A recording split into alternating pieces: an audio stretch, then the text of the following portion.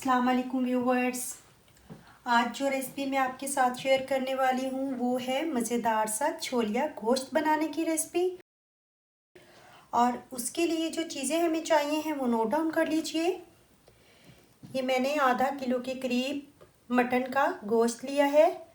ये हमें चाहिए है हाफ़ टी स्पून हल्दी, 1 टीस्पून नमक, हाफ़ टी स्पून काली मिर्चों का पाउडर, 1/4 टीस्पून लौंग और दालचीनी का पाउडर, 1 टेबलस्पून गरम मसाला, 1 टेबलस्पून सुरख मिर्च पाउडर, 1 टेबलस्पून सूखी धनिया पाउडर, 1 टेबलस्पून ही ज़ीरा पाउडर, 2 अदद मीडियम साइज़ के प्याज, ये मैंने रफली काट लिए हैं,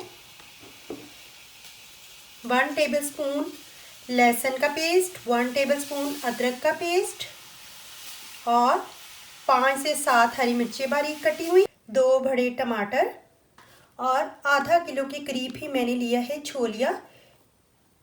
ये हमें चाहिए है। तो शुरू करते हैं हम लोग इसको पकाना। सबसे पहले हम लोग बर्तन लेंगे जिसमें हम लोगों को इसे पकाना है। हम लोग इसके अंदर डालेंगे प्याज,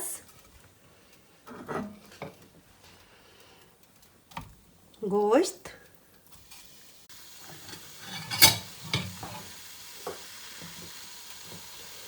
डाल दिया, ये लहसुन अदरक का पेस्ट, टमाटर, सब्ज़ मिर्चें, सारा कुछ ये भी डाल देंगे।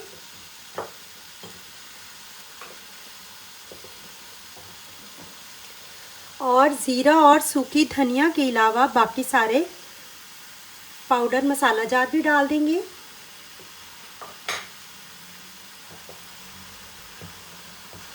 सुरख मिर्च हम लोगों ने डाल दी है, ये नमक और हल्दी डाल देंगे। गरम मसाला पाउडर डाल देंगे और ये लौंग और दालचीनी का पाउडर और काली मिर्ची भी डाल देंगे। ये सारा कुछ डालकर अब इसके अंदर हम लोग इतना पानी ऐड करेंगे कि गोश्त जो है वो अच्छे से गल जाए। तो 2 कप के करीब हम लोग पानी डालेंगे और इसको पकने के लिए रख देंगे। इतना पानी डालेंगे कि जिससे ये अच्छे से गल भी जाए और ये पानी भी खुश्क हो जाए। अब हम इसे चेक कर लेते हैं।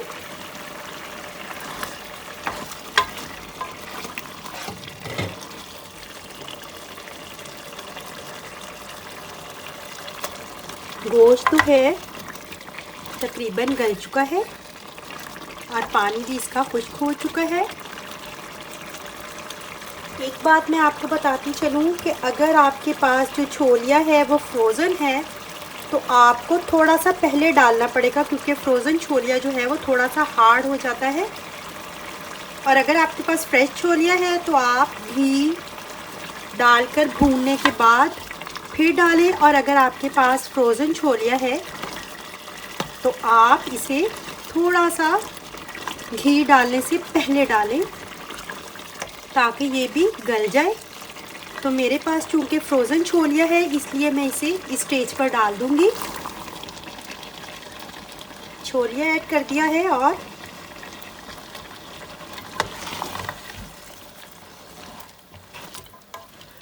इसको मैं 5-7 मिनट के लिए ढककर पकाऊंगी ताकि ये अच्छे से गल जाए।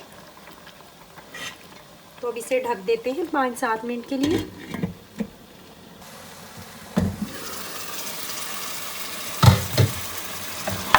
ये देखिए ये पानी भी बिल्कुल खुश्क हो चुका है और छोलिया भी जो है वो गल चुका है। अब हम लोग इसके अंदर ऑयल डालेंगे हस्बे ज़रूरत।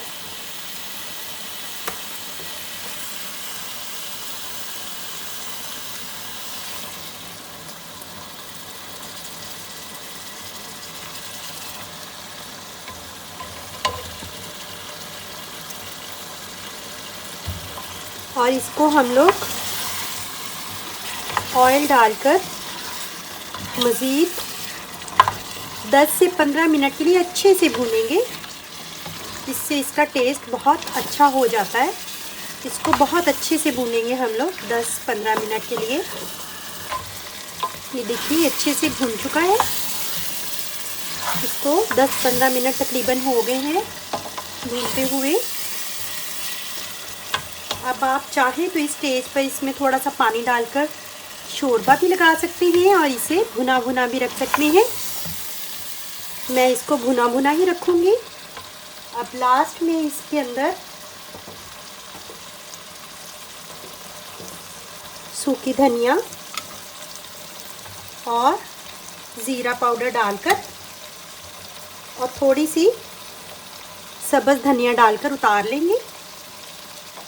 اب میں آپ کو اس کو ڈش آؤٹ کر کر دکھاتی ہوں۔ تو ریڈی ہے ہمارا مزیدار سا چھولیا گوشت، بہت ہی ٹیسٹی، بہت زبردست اور بڑی یونیک ڈش ہے یہ، کیونکہ یہ چھولیا جو ہے بہت کم ٹائم کے لیے آتا ہے۔ تو ویورز، اگر آپ کو چھولیا فریز کرنا ہو تو میری مٹر اور چھولیا فریز کرنے کی آپ ریسپی دیکھیں، جس کا لنک آپ کو ڈسکرپشن باکس میں مل جائے گا۔ اس طریقے سے آپ چھولیا اور مٹر کو سیو کر سکتے ہیں تقریباً 4-5 ماہ کے لیے، اور بالکل ان کا ذائقہ چینج نہیں ہوتا۔ تو یہ تھی ہماری آج کی ریسپی، میں آپ کو قریب سے دکھاتی ہوں۔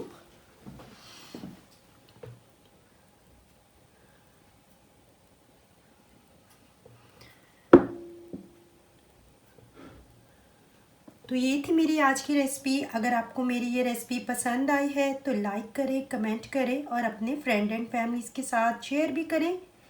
تو ملتے ہیں ایک نئی ریسپی کے ساتھ پرو ریسپیز میں، تب تک کے لیے اللہ حافظ۔